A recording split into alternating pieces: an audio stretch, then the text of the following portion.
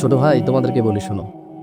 তোমার বোন আছে, তোমার বোনের যেদিন বিয়ে হবে তার স্বামী ঠিকই বুঝতে পারবে সে বিয়ের আগে অন্যায়তে লিপ্ত ছিল, যেমন তুমি বুঝতে পারবা তোমার স্ত্রী অন্যায়তে লিপ্ত ছিল কিনা। ওকে, একদম শিওর না, তুমি ধারণা করবা। তুমি তো এখন বিয়ে করোনি, বুঝতেছো না। বিবাহিত পুরুষ অনেক চালাক পুরুষ, তোমার চাইতে অনেক বেশি চালাক। একজন অবিবাহিত তোমার চাইতে, একজন বিবাহিত পুরুষ তোমার চাইতে অধিক জ্ঞানী এসব বিষয়ে। এই জন্য বিবাহ করার পরে বহু মানুষ তুমি দেখবা লজ্জাবোধ করে অনেক কথা। তুমি যে গালিগালাজগুলো করো অনেক বিবাহিত ছেলেপেলে করে না, কারণ তুমি এখন অনেক কিছু জানো না, যা মুখে আসে তা বলো। ও লজ্জাবোধ করে কারণ ও বিষয়টা জানে, যেটা শুনতে বিচ্ছিরি শোনায়, খারাপ শোনায়, লজ্জাস্কর শোনায়।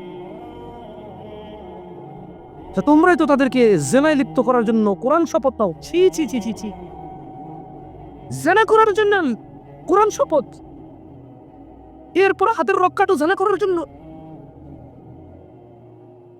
ওয়ালা হাওলা ওয়ালা কুওয়াতা ইল্লা বিল্লাহ। আর এই বোনকে বলতে চাই, বোন, আপনি শুধু শারীরিক সম্পর্ককে জিনা মনে করেন, ভুলের মধ্যে আছেন আপনি। স্বামী ব্যতীত এই পৃথিবীতে কোন পুরুষ নেই যার সাথে আপনার দেখা দেওয়া কথা বলা যায়। মসজিদের ইমাম হোক আর বক্তা হোক। কারণ 2022 সালে আমার কাছে প্রশ্ন এসেছিল যে একজন ওয়াইজিনের সাথে প্রশ্ন করেছিল তালাকপ্রাপ্তা মেয়ে। এন্ড দেন প্রশ্নের সুবাদে কিছু জানার ইচ্ছে হলে ওই ওয়াজিনকে সে প্রশ্ন করতো। ওয়াজিন ছিল হাফেজে কোরআন। কি ছিল? হাফেজে কোরআন। এই উসুলায় ওই হাফেজ তার জন্য একদিন জামা কাপড় গিফট পাঠায়। এরপরে একদিন ওই হাফেজ তাকে বলে এইদিকে ওই হাফেজের ওয়াজ আছে এবং উনি জলদি আসবে, ইনি যাতে দেখা করতে আসে।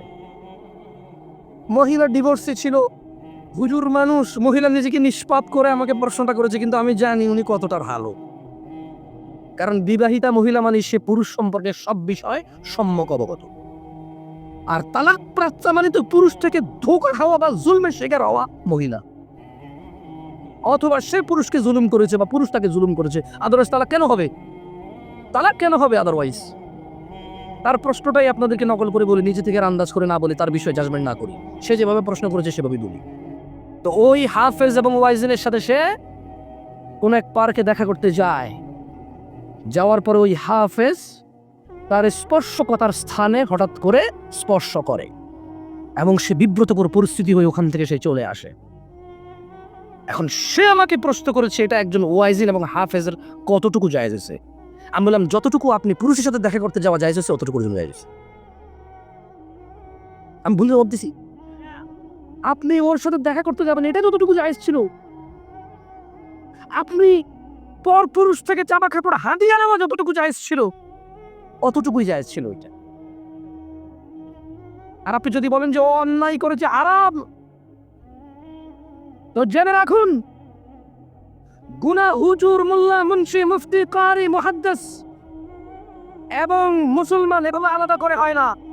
গুনাহ আল্লাহ যা করেছে, বাবা আদম আলাইহিস সালাম থেকে যেই যে নবী রাসূল ছিল, যার জন্য যে বিধান ছিল, তা ওই উম্মতের সবার জন্য সমান ছিল।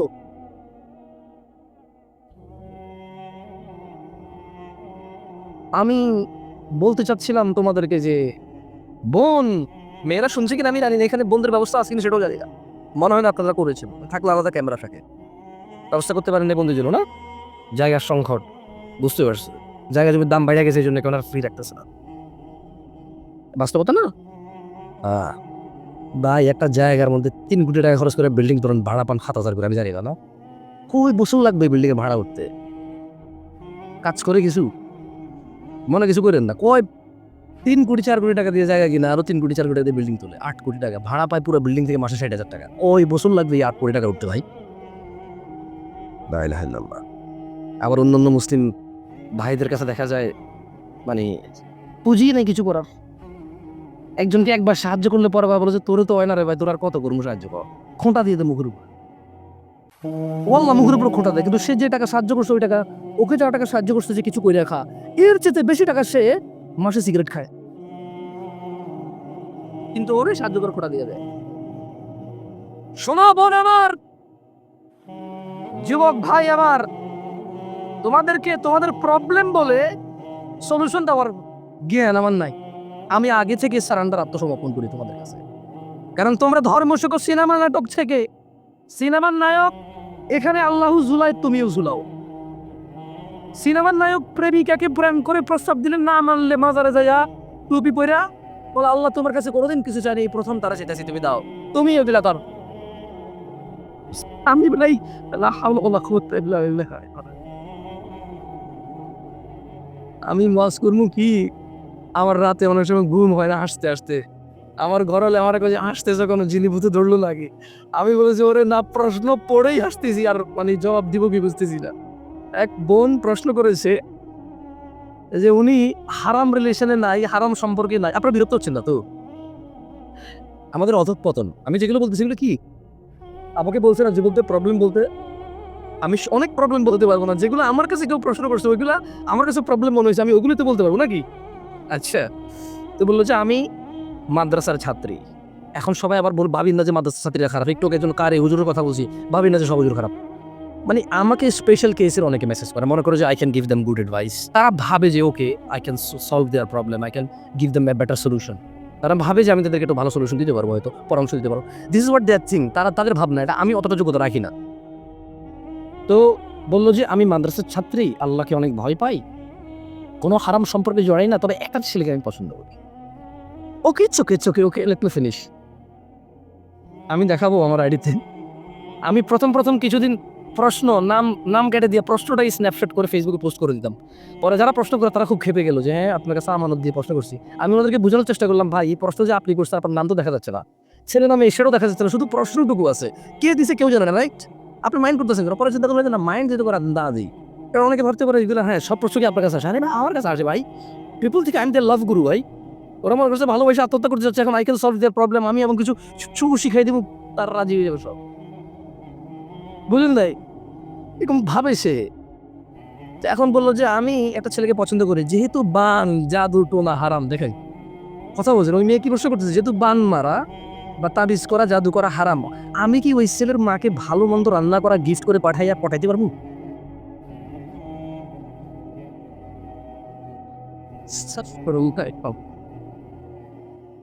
আমি বললাম যে আপনি ঠিক অতটুকু আল্লাহকে ভয় করেন, 3 বেলা সকাল 8টায় নাস্তা করে, দুপুর 1টায় ভাত খেয়ে, বিকাল 4টায় নাস্তা করে একজন লোক যতটুকু রোজাদার, আপনি আল্লাহকে অতটুকু ভয় পান। বুঝে দিলেন? আমি ওকে একটা জবাব দিয়েছি, আমি বলছি যে আপনি আল্লাহকে অতটুকু ভয় করেন, আর আপনি হারামের মধ্যে অতটুকু নাই যতটুকু একজন লোক সকাল 8টা বাজে নাস্তা করে, দুপুর 1টা বাজে ভাত খেয়ে, বিকাল 4টায় আবার নাস্তা করে নিজেকে রোজাদার মনে করে যতটুকু, আপনি এতটুকু হারাম ছাড়া আছেন। তা আমি কি বলতে পারি? What can I say? আচ্ছা শোনো ভাই, ওয়াল্লাহি তোমরা যদি জিনাহটা ছেড়ে দাও, জিনা, এই সমাজের সৌন্দর্য কমে 1000 ভাগ বৃদ্ধি পাবে। তোমরা যদি শুধু জেনার পাপটাকে ছেড়ে দাও, তোমাদের এই সামাজিক প্রবলেম, তোমাদের এই অর্থনীতির ধস, তোমাদের এই দরিদ্রতা, তোমাদের উপরে এই কষ্ট, এই পরীক্ষা আল্লাহর পক্ষ থেকে, এগুলো অনেক কিছু সলিউশন হয়ে যাবে। কারণ সিনেমা নাটকে এই যে দেখেন, আনবো আপনারা বলছেন যুবক নিয়ে কথা বলতে, এই যে কোনার দোকানের যে চায়ের দোকানটা আছে, কোনা, এই যে কোনা আছে না একটা, এখানে যে নাচ গান চলে, শুধু কি জোয়ান লোকে বসে দেখে? ঘরের ভিতরে যে ইন্ডিয়ান আর বাংলা সিরিয়াল চলে, ওখানে কি শুধু মেয়েটাই দেখে নাকি মেয়ের মা দাদি নানিও দেখে বসে বসে? এটাকে কি কেউ অপরাধ মনে করে? গান শুনে কি অপরাধের মধ্যে পড়ে? এখন আর পড়ে না ভাই। কি মনে কিছু করিস না রে ভাই, তোকে 20 জনের মোবাইলে চেক করবো, গান আছে 20 জনের মধ্যে পাবো, আন্দাজ করে করে কি হুজুর গুলো ছেড়ে দিব, আন্দাজ করে করবো তুমি তুমি তুমি এরকম একটা দুটো ভুল হতে পারি।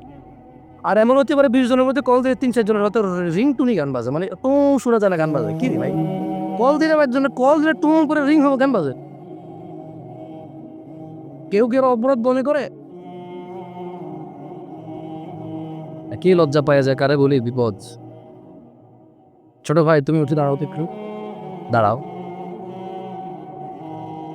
ওয়েট ওয়েট, তোমাকে যদি এখানে বলা হয় 20,000 টাকা দেওয়া হবে, কত টাকা? 20,000 টাকা দাও, তুমি প্যান্ট খুলে ফেলবা, পারবা? ঘুরো তো, একটু ঘুরো ওদের সামনে, উত্তর দিয়ে ঘুরাও। ঠিক আছে, তোমার বয়স কত? মাত্র 8 বছর একটা ছেলে, মাশাআল্লাহ, বসো। ও প্যান্ট খুলবে না কেন? শরম। কেন? কি মেয়ে?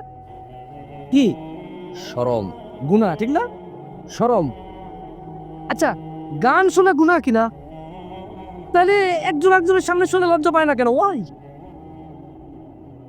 কেন লজ্জা পাচ্ছে না? আপনি উঠে দাঁড়ান, দাঁড়ান। না না, আপনার ডেঞ্জারাস কিছু বলুন, নর্মাল কিছু বলুন, উঠে। আচ্ছা, হাসিও না, হাসিও না। আপনাকে যদি বলা হয় 20,000 টাকা দেওয়া হবে, কুকুরের মাংস সুন্দর করে রান্না করে দিলে আপনি খাবেন? বসেন। উনি 20,000 টাকার বিনিময়ে কুকুরের গোশত খাবে না। কেন? কেন? সুদ কি? ঘুষ কি? তাহলে কেন লজ্জা পাচ্ছে না সুদখোর? খারানোর কথা আমি বলছিলাম, তাহলে ও লজ্জা পাচ্ছে না কেন? এটা তো গুনাহ। বাংলাদেশে এমন কোন সুদী আছে যে জানে না সুদ হারাম? এমন কোন খতিব আছে মিম্বরে খুতবা দেয় না সুদ হারাম? তাহলে ও করতেছে কেন? আচ্ছা, ওকে, আজকে ওয়েট, আজকে এই মঞ্চে যদি বলা হয়, আপনাদের সবার সামনে যদি বলা হয় যে আপনাদের সবাইকে 2,000 টাকা করে দেওয়া হবে, আপনারা বসে বসে দেখবেন, এখানে আমি ওয়াজ করতেছি কোরআন সুন্নাহ নিয়ে, পাশে একটা নর্তকী এসে নাচবে, আপনারা কি 2,000-এর বিনিময়ে রাজি হবেন? ওকে, ওয়েট, মসজিদ, আল্লাহর ঘরে মসজিদ। ছোট ভাই, তোমাদেরকে বলতেছি, তোমাদেরকে আল্লাহর ঘরে মসজিদ, তোমাদের সবাইকে 10,000 টাকা করে দেওয়া হবে চুপ থাকার জন্য, শুধু মসজিদের ভিতরে নর্তকী ঢুকে নাচবে, তোমরা রাজি হবা? কেন? আল্লাহর ঘর তাই? তোমার ঘরে আল্লাহ দেখে না তোমাকে? বুঝি মসজিদে আল্লাহ দেখবে তোমাকে? তোমার ঘরে দেখবে না? তো নর্তকী ওখানে নাচবে, তোমার প্রবলেম কি? 10,000 টাকা করে পাচ্ছ, তুমি রাজি নাই, তোমার কাছে এটা অশ্লীলতা, খারাপই, নিকৃষ্টতম আচরণ মনে হবে। অথচ এই তুমি গায়ে হলুদে পুরা গ্রামের সবাইকে নাচ গান দেখাও, শোনাও। এই তোমার মুসলমানিতে গান বাজাও, বোনের বিয়েতে গান বাজাও, নিজের বিয়েতে গান বাজাও, আর কদিন পরে মরা বাড়িতেও গান বাজাবা।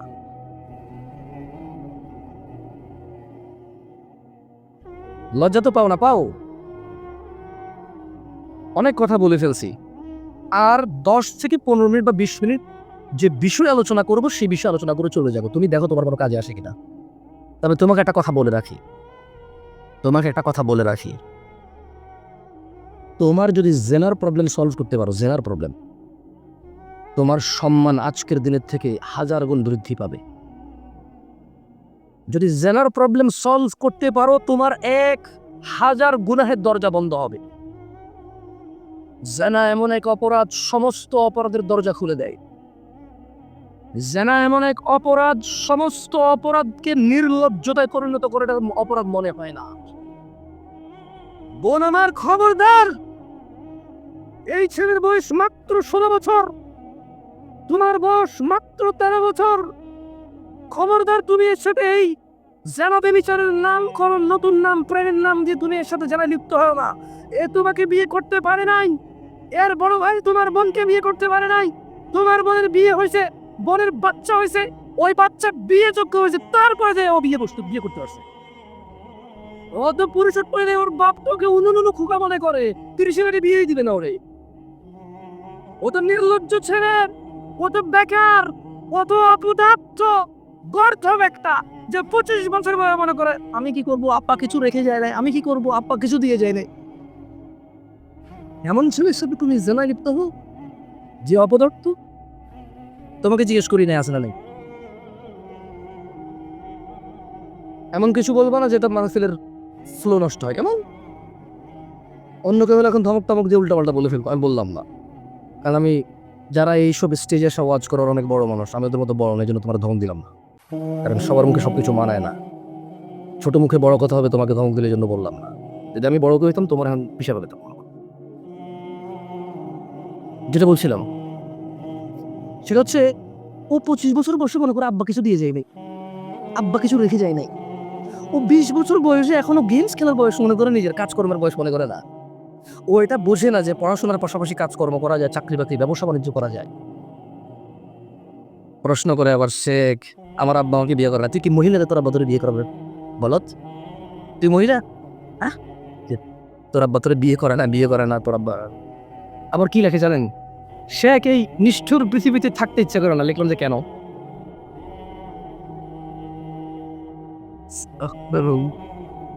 আমি ওরা মাহফিলি না, বুঝছেন কি কমিটা চিন্তা করি, কিন্তু এখন দেখলাম যে আপনারা এনজয় করতেছেন। এগুলো যদি আমি খালি বুঝে থাকি, লাই লাই লাল্লাহ, আমার মেসেঞ্জারে এভরিডে অন্তত 150-200 মেসেজ পেন্ডিং থাকে। বেশিরভাগ পোলা পাইনি, মানে ডিফারেন্ট ডিফারেন্ট ইস্যু নিয়ে কথা বলা, আমার অনেক সময় অবাক লাগে। এই তাহলে এটাও তুই মনে করতেছো যে তোর দোষ না, মানে এটাও মানুষের দোষ। যেমন বললো যে নিষ্ঠুর পৃথিবীতে থাকতে ইচ্ছে করে না, তো আমি রিপ্লাই দিই নেই, ধরেন 2 দিন পর আবার লিখলো আমি খুব আপসেট, আপনি কি রিপ্লাই দিবেন ভাই? আমি রিপ্লাই দিলাম না, কারণ ও আমার কিছু জিজ্ঞেস করে নাই। কিছু জিজ্ঞেস করছে, ও বলছে নিষ্ঠুর পৃথিবীতে থাকতে ইচ্ছা করে, আমার কি রিপ্লাই দেবো? তো কিছু জিজ্ঞেস করে নাই আমার। এরপরে বলতেছে যে রিপ্লাই দেন, তো তুমি কিছু জিজ্ঞেস করো তারপর রিপ্লাই দেখ।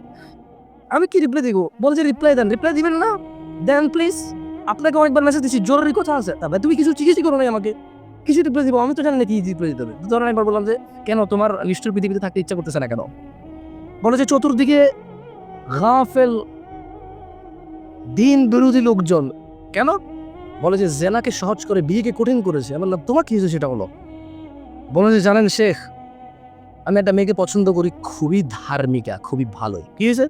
বলে যে ও বোরখা পরে, 5 ওয়াক্ত নামাজ পড়ে, আমি সবসময় খোঁজ খবর রাখি, বেড়াইতে কোনো দিকে যায় না, সবসময় আমার ছত্রছায়া আছে, আমি কোরআন শিখতেও বলেছি ওকে।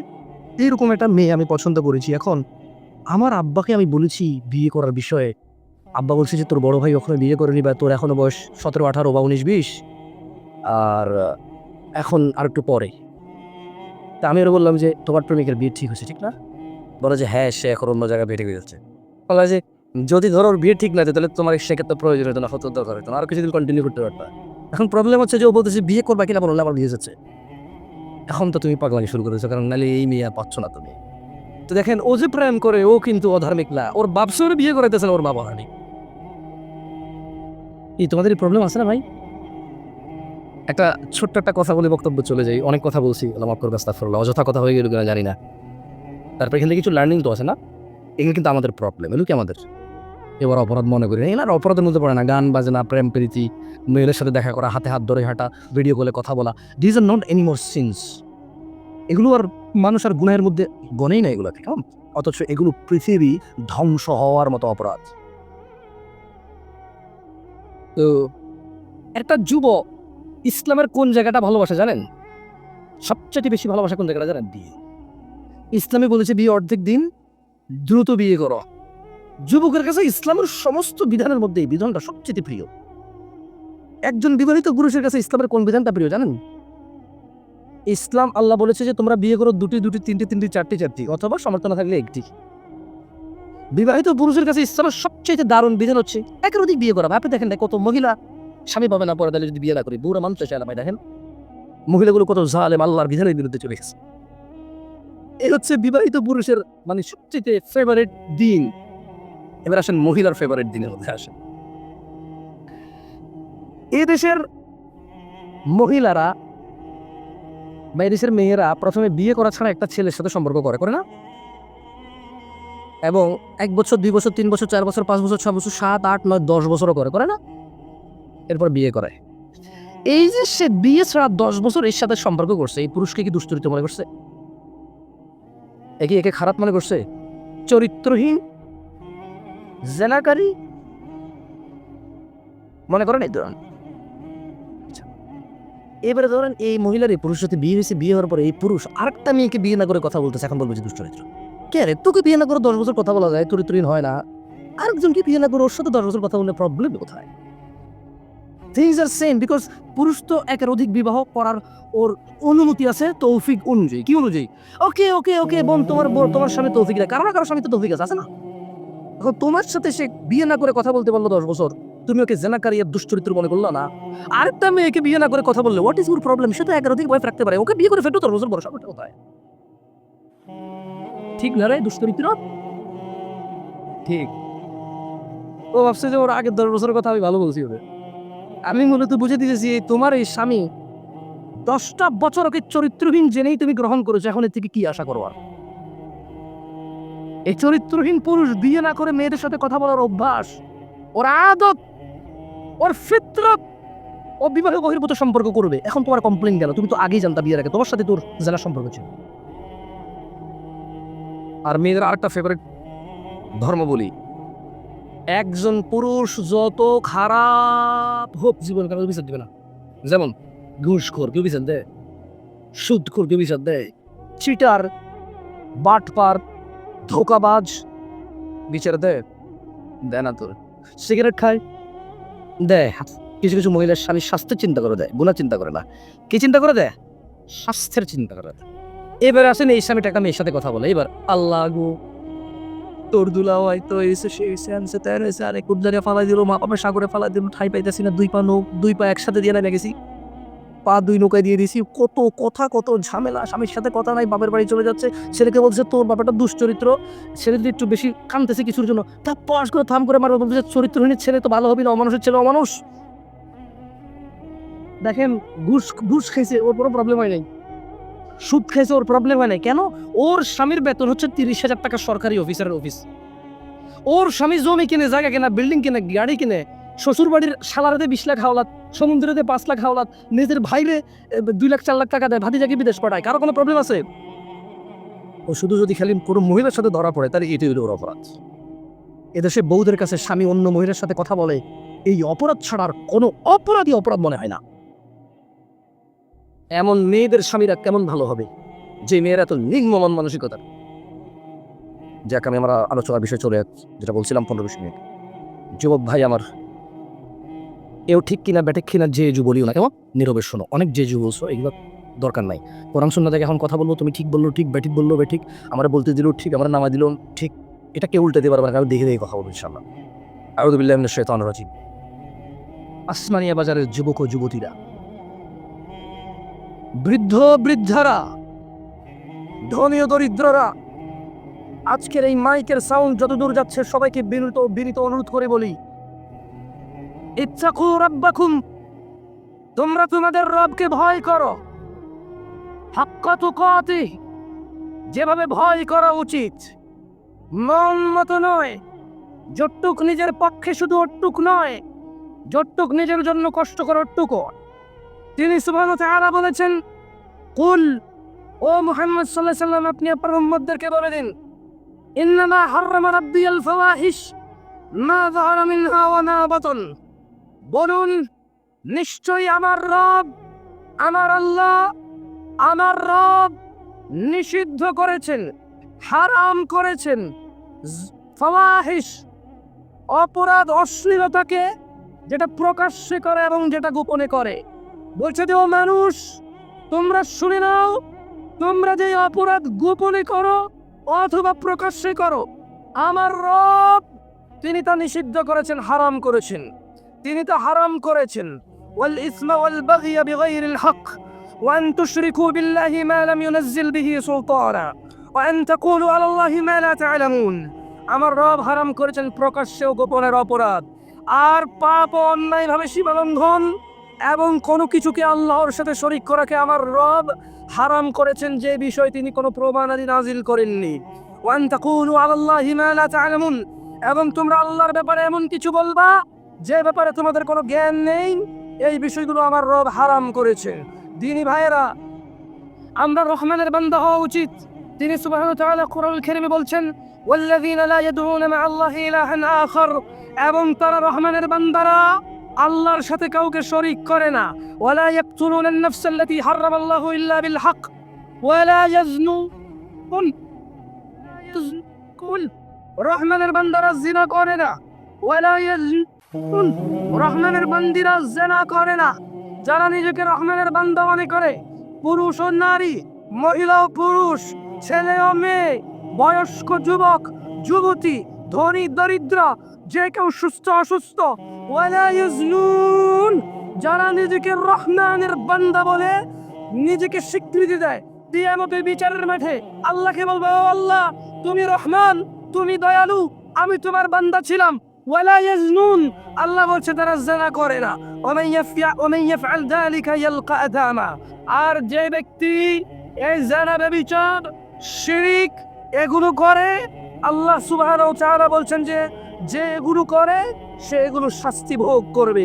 দিনী ভাইরা, আল্লাহ সুবহানাহু ওয়া তাআলা কোরআনুল কারীমে বলেন, ওয়ালা তাকরাবুজ জিনা ইন্নাহু কানা ফাহিশাতান ওয়া সাআ সাবিলা। তোমরা জিনার কাছেও যেও না। ওই যে বোন আমাকে প্রশ্ন করেছিল, ছেলে বন্ধুর সাথে কোরআন ছুঁয়ে শপথ করেছে, ছেলে বন্ধুকে ছেড়ে যাবে না, তারপর ছেলে বন্ধু হাতের রক কাটে, আত্মহত্যা করার ধমকি দেয় শুধু জানাবে নিচে লিপ্ত হওয়ার জন্য। দেখো বোন আমার, ভাই আমার, এটা হওয়ারই ছিল, এটা হবেই হবে, এ থেকে নিস্তার নেই। কারণ তিনি সুবহানাহু ওয়া তাআলা কখনো বলেনি যে তুমি জেনা করিও না। তিনি বলেছে ওয়ালা তাকরাবুজ জিনা, জেনার কাছে যেও না, কাছে কাছে। এ তোমার ছেলে বন্ধু হচ্ছে কাছে যাওয়া, এই জন্য তুমি জেনা করতে বাধ্য। আমি আবারও বলি, আল্লাহ বলেনি যে তুমি জেনা করিও না।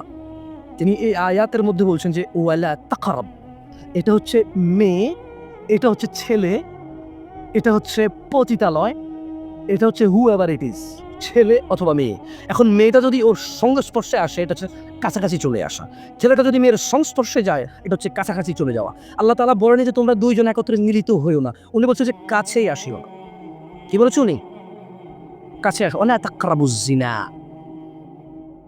আমি দেখেছি কিছু ছোট বলা ভাই না আমাকে ব্যঙ্গ করতে। আমি গত কয়েকদিন আগে যেটা মাহফিলে যাচ্ছিলাম, তো এদের বয়সী ছেলেরাই, আমি যে মাঝে মধ্যে বলি ইত্তাকুল্লাহ ইয়া শিবাব, এগুলা বলি, তোরা মানে জোরে জোরে অট্ট হাসি হাসতেছিল, আর আমাকে দেখে বলছে ইত্তাকুল্লাহ, মানে হাসতেছে। ওদের কাছে ইট ইজ নট এনিমোর আয়াতুল, মানে কোরআনের আয়াত, it is just a fun. They wanted to see me. তারা আমাকে দেখতে আসে, অনেকে ভাবে যে উনি বলার ধরন ভিন্ন।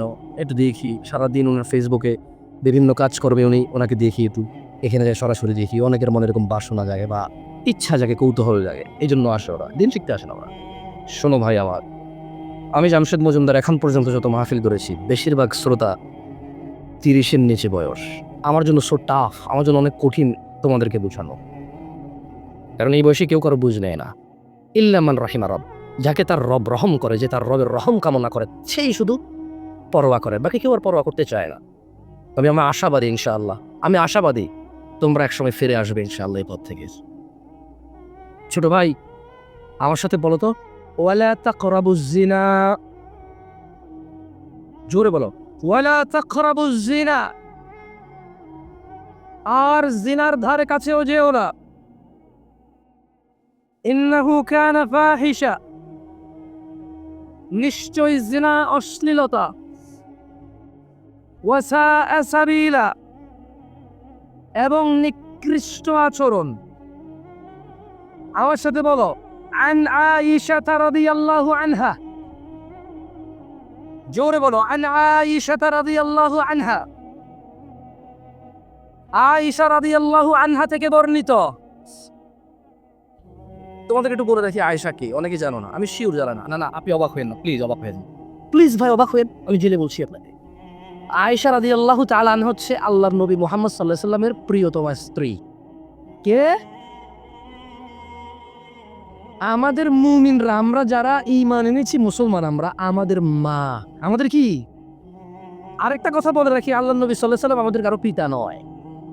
আল্লাহ নবী সাল্লাল্লাহু আলাইহি সাল্লাম আমাদের কারো কি? কিন্তু ওনার স্ত্রীরা আমাদের কি? আল্লাহ নবী সাল্লাল্লাহু আলাইহি সাল্লাম আমাদের কি না, কিন্তু ওনার স্ত্রীগণ আমাদের কি? এই আয়েশা রাদিয়াল্লাহু তাআলা আনহা হচ্ছে আল্লাহ নবী সাল্লাল্লাহু আলাইহি সাল্লামের প্রিয়তমা উম্মাহাতুল মুমিনিন, মুমিনদের